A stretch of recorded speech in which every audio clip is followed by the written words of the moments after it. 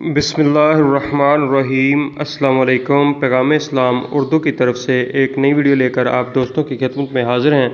دوستو، آج کی ویڈیو میں ہم صحیح مسلم شریف کی حدیث آپ دوستوں کی خدمت میں پیش کریں گے شب قدر کے بارے میں کہ آپ صلی اللہ علیہ وسلم نے کیا ارشاد فرمایا ہے کہ رمضان کی کن راتوں میں اسے تلاش کرنا چاہیے۔ تو حدیث آپ کی خدمت میں پیش کرتے ہیں۔ محمد بن مسنہ اور ابو بکر بن خلاد نے کہا، ہمیں عبد الاعلی نے حدیث بیان کی۔ انہوں نے کہا، ہمیں سعید نے ابو نضرہ سے اور انہوں نے حضرت ابو سعید خدری رضی اللہ تعالیٰ عنہ سے روایت کی۔ کہا، رسول اللہ صلی اللہ علیہ وسلم نے رمضان کے درمیانے عشرے کا اعتکاف کیا، اس سے پہلے کہ آپ کے سامنے اس کو کھول دیا جائے۔ آپ لیلۃ القدر کو تلاش کر رہے تھے۔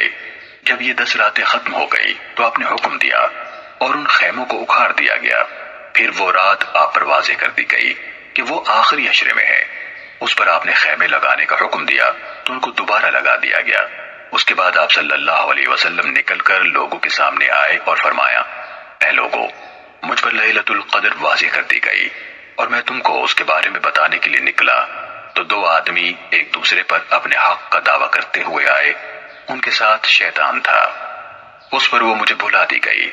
تم اسے رمضان کے آخری عشرے میں تلاش کرو۔ تم 9ویں، 7ویں اور 5ویں رات میں تلاش کرو۔ ابو نضرہ نے کہا، میں نے کہا، ابو سعید، ہماری نسبت آپ اس گنتی کو زیادہ جانتے ہیں۔ انہوں نے کہا، ہاں، ہم اسے جاننے کے تم سے زیادہ حقدار ہیں۔ کہا، میں نے پوچھا، 9ویں، 7ویں اور 5ویں سے کیا مراد ہے؟ انہوں نے جواب دیا، جب 21ویں رات گزرتی ہے تو وہی رات جس کے بعد 22ویں آتی ہے وہ 9ویں ہے، اور جب 23ویں رات گزرتی ہے تو وہی جس کے بعد آخر سے گنتے ہوئے 7ویں رات آتی ہے 7ویں ہے۔ اس کے بعد جب 25ویں رات گزرتی ہے تو وہی جس کے بعد 5ویں رات آتی ہے 5ویں ہے۔ ابن خلاد نے ایک دوسرے پر حق کا دعویٰ کرتے ہوئے کی جگہ آپس میں جھگڑا کرتے ہوئے کہا۔ صحیح مسلم حدیث نمبر 2774۔